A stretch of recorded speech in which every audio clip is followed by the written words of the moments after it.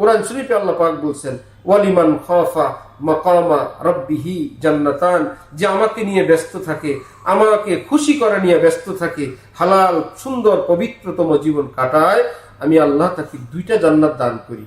একটা তো পরকালে দিবই, দুনিয়াতেই নগদ একটা জান্নাত দিয়েই দেই। সেটা কি? জান্নাতুন ফিদ দুনিয়া বিল হুজুরি মাআল মাওলা। আমি আল্লাহ বান্দাকে অনুভব করার তৌফিক দেই, বান্দা তুমি যেখানেই থাকো আমি তোমার সাথে আছি। বান্দা টের পায়।